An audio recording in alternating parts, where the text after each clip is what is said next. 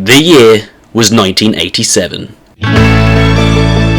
Dancing was dirty, Harry Hamlin was the sexiest man alive, and The Simpsons made their debut in what now looks like an acid trip through a suburban nightmare. Whilst many youngsters were out partying in their flares and jazzy shirts, snorting buzz-fueled and dancing to the flex, others were in their mother's basements trying out this new miniatures war game, Warhammer 40k.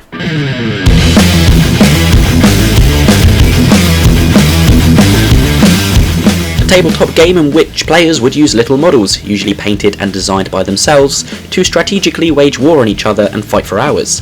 And at the time, I bet no one could really anticipate how massive Warhammer would become, but in fact, it's a goddamn beast! 9 editions later of the war game, it is still being played by thousands, and countless novels, spin-off board games, video games, films, television, fan fictions, porn parodies. The community of passionate contributors and players throughout the world have transformed this small game created by Games Workshop into a supporting pillar within the halls of nerdism. Warhammer has always been something that has been of interest to me, but it is a world I've only had glimpses into, never taking advantage of the abundance of different ways to experience this universe. This was until now when my curiosity peaked with a game called Necromunda Hired Gun, a first-person, single-player, semi-arena-like shooter within the Warhammer 40k universe. Was there ever a good entry point into this world for beginners? I don't know, but I took the chance and that Hired Gun would be my opening as something accessible whilst being a good insight into the world of Warhammer. And oh boy. Like many first times, this one gave me some initial thrilling moments, but was ultimately a disappointing experience due to technical issues and bang average performances all round. Welcome to the broadcast, my name is Naj and this is my review of Necromunda Hired Gun, but from the perspective of a Warhammer virgin. If you like the video, why not give it a like and subscribe to the channel for more reviews like this one. Thanks very much.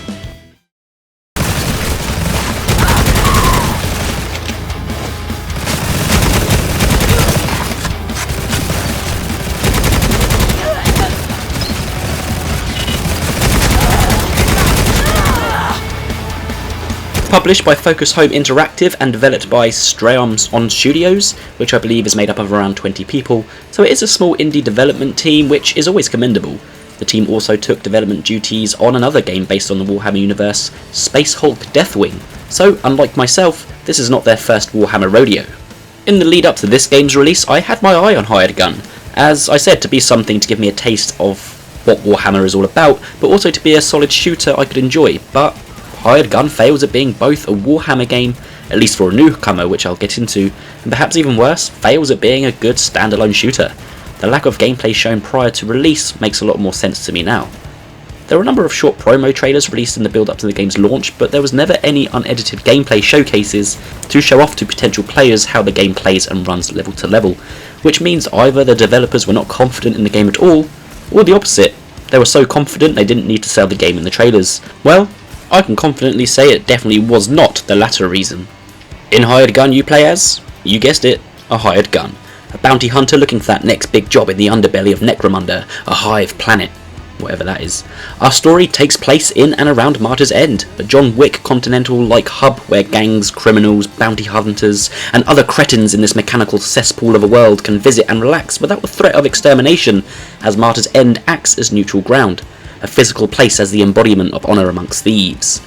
The control of the city is overlooked by the Merchants Guild, a faction who bring order to the people to prevent inevitable chaos. Guilders are off limits, but when one is killed, a large bounty is placed on the mysterious killer's head. Our hired gun sees a tasty investment opportunity, thus begins our adventure. Dog the Bounty Hunter, Doomslayer Edition. Fans of games such as Doom and Bulletstorm will within the first 5 minutes of Hired Gun be awoken to this game's huge dong of potential.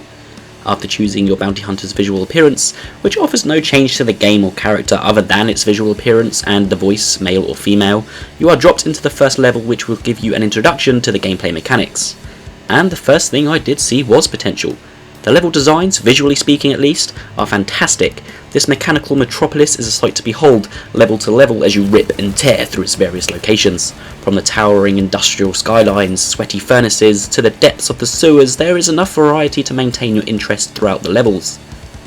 One of the key saving graces of this game that kept me going was looking forward to where the next level would take me. The music is what you expect with these sorts of games, thick and heavy metal thumping through the speakers as you bop your head to it. Familiar for this type of game, but well done nonetheless. Audio elsewhere though is pretty hit or miss. The dialogue especially is tragic at times with different audio levels. I would be having a conversation with two characters, one I would struggle to hear, and the other would be almost popping my eardrum. I found myself constantly changing the volume because the audio balance was so poor. Hiding in plain sight. You have our friend here to thank for that. The greed of others will make a target of any of the guild. Throughout the game you'll be running, sliding, jumping and shooting your way through hordes of enemies as you run from one area to the next. The game has a very kind of arena shooter feel to it in the vein of say a Quake or Doom game. The main draw to this game is the mobility of the character you control. Rather than just simply running and gunning, you will need to take full advantage of your surroundings and the verticality of the arenas by running up walls, using your grapple hook to zip up to ledges, slide across the ground, dodging bullets. It is pretty chaotic combat and it is fun. When it works. When it works should be on the cover of the game because I found myself saying this more than once. And in fact, the more I played it, the more terrible it became, and by the end, I gave up trying to convince myself I was having a good time. What was a troubling experience for me would be an exterminator's wet dream with the amount of bugs I encountered in my playthrough, and I don't mean just a visual glitch here or there, this game was at times completely broken and unplayable. Guns were not aiming or shooting at times when I pulled the trigger. I would be fighting some big boy and in the heat of combat, the game would become unresponsive to my button clicks. I mean, just take a look at this clip. I was firing, but then suddenly I couldn't aim or shoot, making me feel like a deer in the headlights with nothing to hand other than all my regrets suddenly regurgitating as I drew my last breath. This happened a lot. Multiple times I would be stuck in this situation, unable to fire back, just dick in hand. Enemies would get stuck. Don't move. What? Some just did not react to my presence at all, as if I was a fucking ghost.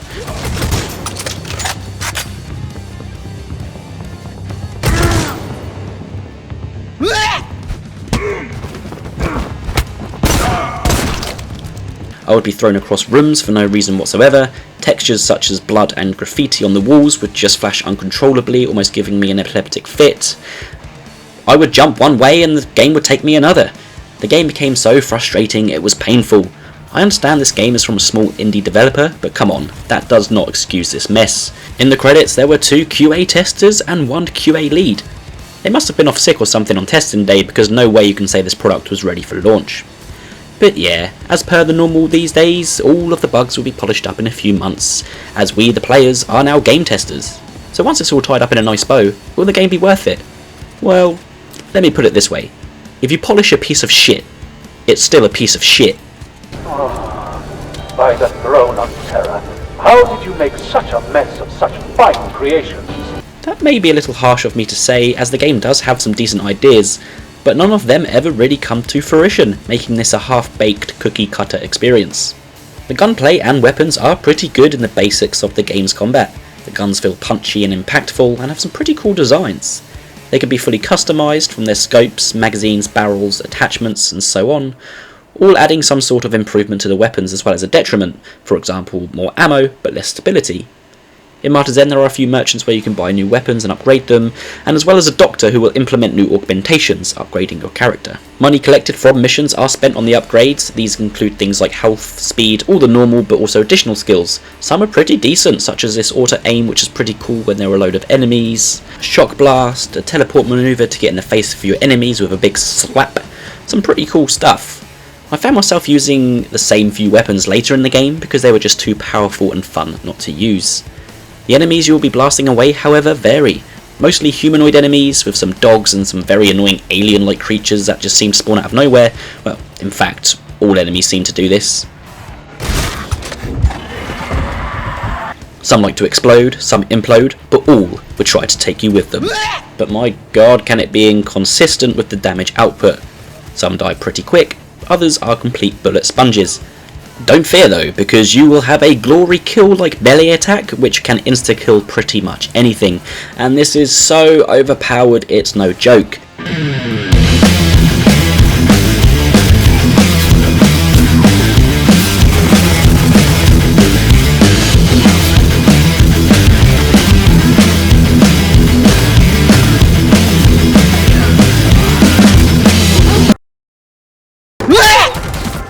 Late game you will be pitted up against these teleporting enemies which use shields, making them both hard to hit as well as pretty damage resistant. Thinking of strategically firing an explosive or multiple rounds of rifle ammo to take these guys out? Don't even bother, just walk up to them and insta-kill them with your fists. There is no cooldown for this, and you are immune to any damage whilst in the animation, so go to town. This is pretty much the easy mode button. The selling point for animal lovers, you have a dog. A trusty mastiff, which is not so trusty and is, to be honest, pretty useless. He can be summoned by squeaking a soft toy, and he will highlight enemies for you, which is about as useful as he gets when things get heated and people may be hidden in the chaos and due to the verticality of the maps. But other than this, he is very disobedient. Whilst he does attack enemies, he will rarely attack the one you want. There will be 3 enemies on the screen, I'll be shooting at one of them, he goes for that same one, and sometimes he didn't even attack anything and just ran towards me as if I was holding out a bag of treats. Naughty boy. You can upgrade the pooch as well, which changes the visual appearance, which is pretty cool to see the progression of. Starting off as just a cute little boy, by the end he is a cyber mechanical beast. Shame that he doesn't act like one. Not focusing on the visually pleasing aesthetic of the levels, which I said I was very much in love with, the level designs themselves are very hit or miss. When you are let loose to play the game as intended, there are some pretty fun combat encounters. But these mechanics are a double-edged sword due to many of the levels being poorly designed with regards to the mobility of the character and what it allows you to do. Wall running, for example, is extremely underutilised. The number of times I wanted to just look like an absolute badass whilst running up a wall shooting some goons, I couldn't because the levels wouldn't allow me. Minus a few exceptions, they just aren't large or complex enough to allow you to do this as it is clearly intended. Short walls or too many objects in the way such as pipes and fences stopped me from being as mobile as I wanted, though I ultimately ended up on the ground fighting like any other game. This was very disappointing for me because this could have been a pretty unique side of the game.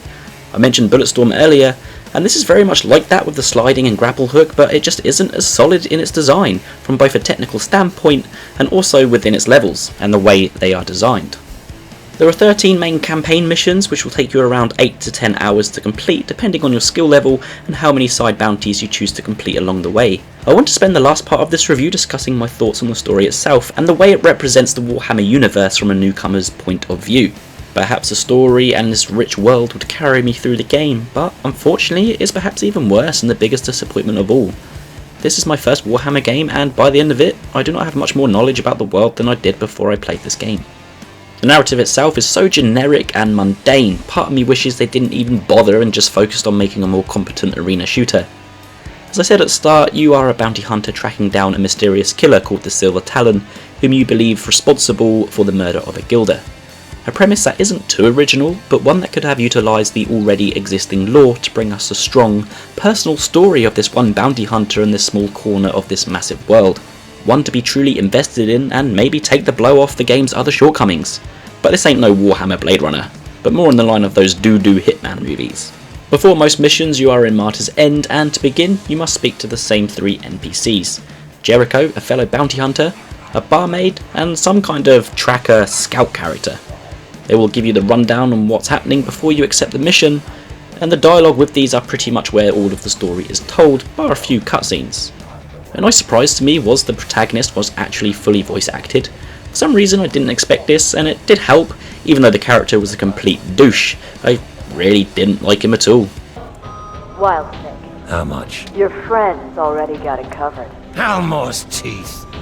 What is this? He's not my friend. Disappointingly, the focus around who killed the Gilder and why ultimately ends on a whimper. I'll be honest, I'm not even 100% sure I fully understand the motives behind the villain and ultimately the decision in the game's twist ending, which completely comes out of nowhere for whatever reason, apart from obvious sequel bait. I think there are 2 main reasons why I didn't really follow the story in the end, one being the way it was told. The story presentation is terrible. The cutscenes in this game are so strangely edited. It uses constant quick fades to black between each shot, which really pulls you out of the immersion and can be quite jarring. And the dialogue is so poor, many times being comical for all the wrong reasons, and the overall delivery of the story just didn't pay off very well, and ended up not very engaging at all, which ultimately leads me to my second reason I didn't follow it. Simply, I just didn't care. This wasn't helped by the poor pacing of the story and the lack of information given. Some missions would just end abruptly, not really resolving the conflict, or some cutscenes would end and we would be in an entirely different scenario. What was even stranger was how I always ended up back at Martyr's End. One level sees you on a high-speed train which travels miles, and by the end of the journey, it's destroyed. How did we get back to Martyr's End? Later in the game there is a gang war. What are the effects of this war on the world? Again, ideas, but none of them seen through to completion. This takes me to what is more depressing than the story, which is the lack of depth to the Warhammer universe itself. Now, before the Warhammer fans criticise my criticisms on this, I understand your opinion may differ if you have the knowledge and understanding of this world, but this is from the perspective of someone who has none. Let me start by saying that the Warhammer universe had my curiosity. Now, it has my attention. What Hired Gun does well is paint a decent picture on the surface of what this world is and what it could be. The setting is amazing, the characters within it look like an interesting bunch. The small snippets of conversations that you hear around Martyr's End sound interesting. Everything appealed to me greatly in view of the bigger picture, but nothing is fleshed out enough to really give me a decent insight, which is what hurts the most. This is definitely created for the fans of Warhammer as opposed to newcomers, who will appreciate and understand the lore being thrown around. What I guess I could compare this to is an episode of a TV show, in which if you were following it for the last 5 seasons, you would understand all of the terminology and lore, but if you were to jump in for the first time at episode 60, you would have a better chance at following Braille with no fingertips. I mean, what is Whitesnake? Some sort of drink that the character orders every time he goes to the bar, but never actually drinks one. Wild snake. I like you. You must be able to read the signs. No. Why does this guy wear a fishbowl on his head, and how does he manage to signpost everywhere for you to follow? I mean, one level had me escaping a prison. This guy was there before, as clearly his signposts were everywhere, yet he only decides to rescue me at the end.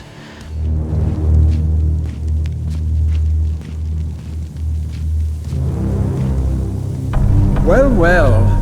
I was starting to think you'd earned your fortune and left for good. Shut up! Who are all these gangs and what do they want? Minor spoiler alert, at one point Martyr's End is attacked. This sacred ground. What are the repercussions of this? Nothing is fully answered, and it's just snippets of information that doesn't ever really go anywhere, making the story and the world very lackluster, at least within this game. Side bounties are also a wasted opportunity. For a game which calls itself Hired Gun, you're really not doing much bounty hunting. Accessible through a computer system in Martyr's End where these strange tied up guys seem to be powering them, again no clue how or why, you can accept bounties from other factions. These are short and get repetitive fast. Each one takes place in a small section of a previously explored level and require you to complete an objective, such as defeating a certain amount of enemies, destroying these ammo crates. These would be fun to play and improve your bounty hunting skills if the core gameplay was improved, but they're just way too short, and all of the issues that you find in the main campaign come with them, making them quick, short annoyances more than anything else. Each side mission is given by one of the 25 different factions, all with their own reputation meter. Each mission has a different rank, B, A or S. The harder the mission, the more it will fill that faction's bar, but they are pretty much irrelevant other than just ticking boxes for completionists. If you fill a faction bar, you get some loot and a gold badge, so well done, but that's about it. No pros or cons to siding with one particular faction, and we don't know anything about them. I mean, we were just completing missions with no context. I feel this is one particular game, especially with such rich lore, that would have benefited from some collectibles such as audio logs or diary entries to help elaborate on the characters and world to give me a better understanding. Hell, even better, some kind of archive or library in Martyr's End for the uninitiated. Just an optional area to brush up on some of the lore and terminology. I feel it would have helped with someone like myself and made everything just that little bit more interesting, as I would have had a clue what was going on and who I was working for, and it would just added another layer to the game. Warhammer 40k is clearly a well-established world, deep with lore and exciting possibilities with its stories to tell, and this is just one small part of it. I was hoping this game would be two things: a good, solid shooter, and an insight into the world of Warhammer. Whilst many of my complaints could be redundant with patches annihilating the bugs and with some of Warhammer's knowledge, ultimately, looking past all these, still lies an average first-person shooter at best, with an uninspired, by-the-numbers story that doesn't grab you as it should. There is a lot of Warhammer content out there, and like anything, there is going to be the good, bad, and downright ugly, and unfortunately I've jumped into this world the wrong way. But this was all just my opinion. Am I wrong? Am I right? Are there superior video games out there that would have given me a better insight into this rich world? Tell you what, an open world RPG set within the Warhammer universe could be phenomenal. Does it exist? I don't know. If not, it should. I would love to give that a go. But let me know in the comments below what you think. As Warhammer fans, did you enjoy it? Don't forget to like the video if you enjoyed it and subscribe. Thanks for tuning in to the Next Gen broadcast. Until next time.